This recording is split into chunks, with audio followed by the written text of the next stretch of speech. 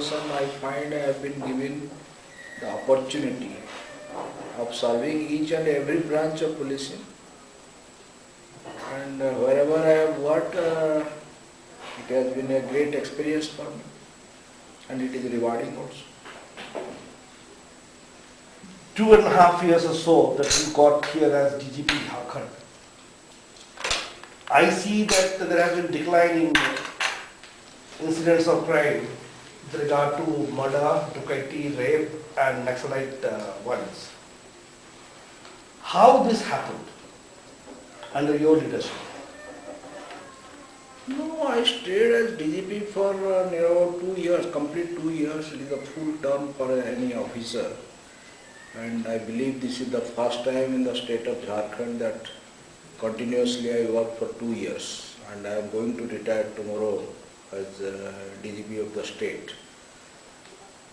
But the only thing is that the Naxal problem continues to be a threat for the peace and tranquility of Jharkhand, though the intensity of the violence has definitely come down. If you look to the Naxal scenario, yes, Maoist violence has come down for the first time, less than 50%. I mean, it is around 46-47%. The rest of the violence there by the splinter groups. And so far as Maoist problem is concerned, we have followed a really a little bit change tactics, you may call it, in which we have entered into the most innocuous areas which used to be dominated by them, very interior areas, though it has cost us heavily. For example, if you take up Saranda, then we have gone deeper into the Saranda forest, and previously we have gone, but after staying for a day or two we used to come back. So we are not in the process of dominating that area, we are unable to dominate. But during my time we took a decision that come whatever it may, we must enter and consolidate ourselves in that particular area, be it rain, be it winter, be it summer, whatever it may be. So in Saranda we established a lot of camps and we continue to stay there. At present there are 7 to 8 camps in Saranda. Similarly, Latehar and Palamu and Garhwa Gumla belt. You mean to say Sarju? We dominated Sarju, Kone, Uria, Mandal, Morbai, Bodri, Banala, Baresand. So all these areas used to be the bastion of the Maoist. Since they are inaccessible and very difficult to negotiate, it has created logistic problem each of us, but with aerial support and the quantum of force that center has formed to us in the form of CRPF, and with our Jaguar force that we have created for ourselves, somehow or other we have been able to dominate it. The way you find that, particularly dealing with the normal crime, murder, rape, dacoity, I go to the police station and find, and I'm told by many officials that you are basically suffering from manpower.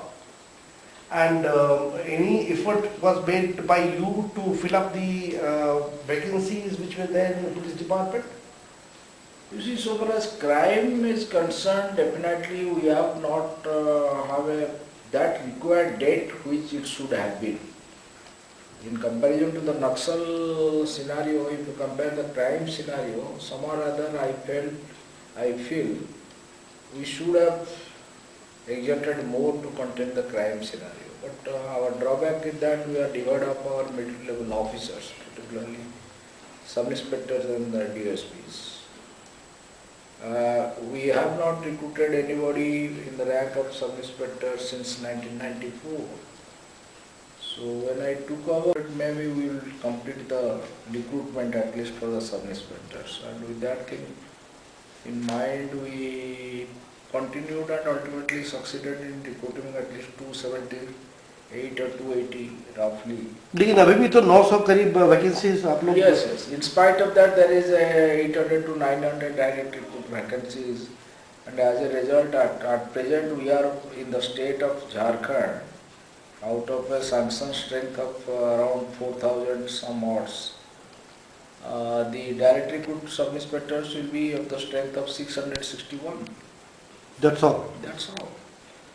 So rest of the sub-inspectors, they are either promotees or they have come from wireless and steno and other wings, those who have been come under conversion. So that is affecting the standard of investigation and other things. And moreover, they are quite old. By the time they become sub-inspector, they are 50 plus. What measures did you initiate to solve this particular problem?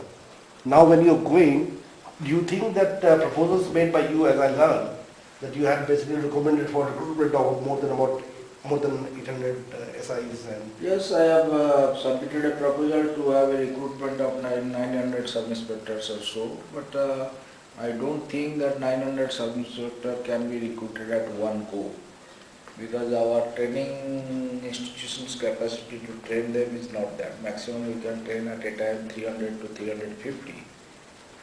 But I must tell you that this must be a continuous process. Every year there must be at least recruitment of 100 sub-inspectors or so that the chain can continue. For which I have